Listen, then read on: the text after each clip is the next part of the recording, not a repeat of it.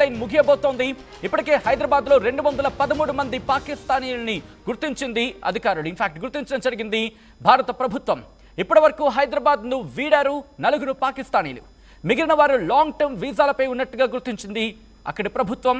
మరి ముఖ్యంగా ప్రభుత్వ అధికారులు గుర్తించిన పరిస్థితి లాంగ్ టర్మ్ వీసాలు ఉన్న వారికి మినహాయింపిస్తోంది ప్రభుత్వం. సో ఈ సినారియోలో ప్రస్తుతం అక్కడ ఎటువంటి పరిస్థితులు తెలుసుకునే ప్రయత్నం చేద్దాం. మా ప్రతినిధి మధు అప్డేట్స్ అందించేందుకు ప్రస్తుతం హైదరాబాద్ నుంచి మరి ముఖ్యంగా చార్మినార్ నుంచి సిద్ధంగా ఉన్నారు. మధు, ప్రస్తుతం అక్కడ ఎటువంటి సినారియో ఉంది, వాళ్ళు ఏమంటున్నారు అక్కడ ఉన్న వాళ్ళు? అన్ని వీసాలను రద్దు చేస్తూ కేంద్ర ప్రభుత్వం నిర్ణయం తీసుకోవడం జరిగింది. ఎందుకంటే పహల్గామ్ ఉగ్రదాడి తర్వాత జరిగినటువంటి ఉద్రిక్తతల నేపథ్యంలో రద్దు చేస్తూ నిర్ణయం తీసుకున్నారు. అయితే 29 వరకు మెడికల్ వీసా కింద ఉన్నటువంటి వారికి అనుమతి ఇచ్చారు. ఈరోజు 29, ఈ రోజుతోటి గడువు ముగిసింది. అయితే ముఖ్యంగా హైదరాబాద్ నగరంలో తెలంగాణలో 208 మంది పాకిస్తానీలు హైదరాబాద్లో ఉన్నట్టుగా కేంద్ర ప్రభుత్వం రాష్ట్ర ప్రభుత్వానికి సమాచారం ఇచ్చింది. వారిని గుర్తించి తిరిగి పంపాల్సిందిగా అటారీ వాఘా సరిహద్దు వెంబడి వాళ్ళని పాకిస్తాన్ పంపించేలా చర్యలు చేపట్టాలనేటువంటిది గతంలోనే దేశ హోంమంత్రి అమిత్ షా ముఖ్యమంత్రి రేవంత్ రెడ్డికి ఫోన్ చేసి సమాచారం ఇచ్చారు. ఇక్కడ ఉన్నటువంటి డీజీపీ జితేందర్ కూడా దీనిపైన ప్రత్యేకంగా సమీక్ష నిర్వహించారు. మొత్తం వారందరినీ గుర్తించి పంపించే ప్రయత్నం చేశారు. కేవలం ఒక కుటుంబానికి సంబంధించిన 4 మాత్రమే హైదరాబాద్ వీడి వెళ్లారు పాకిస్తానీలు. సో మిగతా వారు ఎక్కడున్నారనేటువంటిది చర్చ కొనసాగుతుంది. దానికి సంబంధించి పోలీసులు అధికారిక సమాచారం వివరించాల్సినటువంటి అవసరం ఉంది. కేవలం హైదరాబాదే కాదు, మొత్తం దేశవ్యాప్తంగా ఉన్నటువంటి పాకిస్తానీలు విడిచి వెళ్లాల్సినటువంటి సమయం ఉంది. లేదంటే వారికి కఠిన శిక్ష పడేటువంటి అవకాశం ఉంది. జైలుకు వెళ్లాల్సినటువంటి సిచ్యువేషన్ ఉంది. కేంద్రం చాలా సీరియస్గా ఉంది. హైదరాబాద్లోనే కాదు, మహారాష్ట్రలో 5050 మంది పాకిస్తానీలు ఉండగా అందులో మొత్తం 207 పైగా ఉన్నటువంటి వారి ఆచూకీ తెలియట్లేదు. వాళ్ళు ఎక్కడున్నారు, కనీస సమాచారం లేదు. వాళ్ళు వచ్చిన తర్వాత వారి గడువు ముగిసిన తర్వాత కూడా వారు ఎక్కడున్నారు అనేటువంటి డీటెయిల్స్ తెలుసు. సో ప్రస్తుతం మనం చార్మినార్ దగ్గర ఉన్నాం. ప్రతి సందర్భంలో ఏదో ఒక సిచ్యువేషన్ అయినటువంటి నేపథ్యంలో ఉద్రిక్తతలకు ఈ ప్రాంతం కాస్త ఉద్రిక్తతలు నెలకొని ఉంటుంది. ఈ సిచ్యువేషన్లో గతంలో కూడా అనేక కర్ఫ్యూలు జరిగినటువంటి ప్రాంతం ఇది. చాలామంది గతంలో ఫైరింగ్ అయింది, లాఠీ చార్జ్ అయింది, రాళ్ల దాడులు జరిగాయి. పోలీసుల పహారాతో, పోలీసుల బూట్ల చప్పులతో నడిచినటువంటి ప్రాంతం ఇదంతా కూడా. చార్మినార్ మనందరికీ తెలిసిందే ఎంత ఫేమసో అందరికీ పర్యాటకులకి. కానీ గతంలో ఇక్కడ చీమ కూడా తిరగకుండా కొన్ని రోజుల వరకు ఇక్కడ కర్ఫ్యూ వాతావరణం నెలకొన్నటువంటి సిచ్యువేషన్ మనం గతంలో చూసిందే. సో ఈ సిచ్యువేషన్లో ఇక్కడ ఎవరెవరు ఉన్నారు, స్థానికులు ఎవరు, స్థానికేతరులు ఎవరు, దాంట్లో ముఖ్యంగా విదేశీయులు ఎవరు, స్వదేశీయులు ఎవరు అనేటువంటి దానిపైన చర్చ కొనసాగుతుంది. కనీస అనుమతి పత్రాలు లేకుండా ఇక్కడ నివసిస్తూ ఉన్నారు కొన్ని సంవత్సరాల నుంచి. వారికి ఇక్కడే ఆధార్ కార్డులు ఉన్నాయి, రేషన్ కార్డులు ఉన్నాయి, ఇక్కడే డ్రైవింగ్ లైసెన్స్ తీసుకున్నారు, పాన్ కార్డు ఉంది విదేశాల నుంచి వచ్చినటువంటి వారికి. సో స్టూడెంట్ వీసా పైన వచ్చినటువంటి వాళ్ళు కూడా చాలామంది ఇక్కడ స్టూడెంట్ వీసా ముగిసిన తర్వాత కూడా ఇక్కడే నివాసం ఉంటున్నారు. ఇక్కడే అక్రమంగా అనేక కార్యక్రమాలు చేస్తూ గతంలో పట్టుబడ్డారు. పోలీసులు అనేక సందర్భాల్లో మీడియా ముందు ప్రవేశపెట్టినటువంటి సిచ్యువేషన్ ఉంది. సో పహల్గామ్ ఉగ్రదాడి తర్వాత సిచ్యువేషన్ మారిపోయింది. ఏ క్షణంలోనైనా పాకిస్తాన్తో భారత్ యుద్ధానికి సిద్ధంగా ఉంది. ఈ సిచ్యువేషన్లో కేంద్ర ప్రభుత్వ సూచనలను రాష్ట్ర ప్రభుత్వానికి పంపింది. ఆ నేపథ్యంలోనే ఇక్కడున్నటువంటి పాకిస్తాన్లో తిరిగి పంపాలనేటువంటి ఒక సూచన చేసింది. కేవలం 4 మాత్రమే మెడికల్ వీసా కింద ఉన్నటువంటి వాళ్ళు హైదరాబాద్ వీరు పాకిస్తాన్ తిరిగి వెళ్ళినటువంటి సిచ్యువేషన్ ఉంది. తెలంగాణలో హైదరాబాద్లో 208 మంది పాకిస్తానీలు హైదరాబాద్లో ఉన్నారు. సో వారి ఆచూకీ గురించి రాష్ట్ర పోలీసు శాఖ నిఘా వర్గాలు సమాచారం తెలుసుకునే ప్రయత్నం చేస్తూ ఉన్నాయి.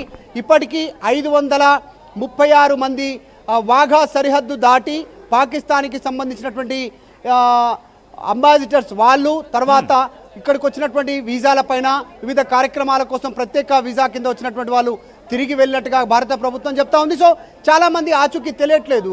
మనం చూస్తూ ఉన్నాం చార్మినార్ ముందున్నటువంటి సిచ్యువేషన్ చాలా బిజీ షెడ్యూల్ ఉంటుంది. ఇక్కడ వాహనాలు అనుమతించట్లేదు. కానీ చాలా వివిధ ప్రాంతాల నుంచి వచ్చినటువంటి పర్యాటకులు కానీ తర్వాత షాపింగ్ చేయడానికి